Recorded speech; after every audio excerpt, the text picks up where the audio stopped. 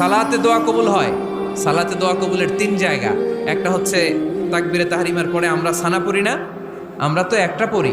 আল্লাহর হাবিব সুন্নাহ এবং নফল নামাজে আরো পড়তেন সানা, ওই দোয়া কবুল হয়। 2 নম্বর জায়গা সালাতে সেজদায় পড়ে দোয়া করলে কবুল হয়।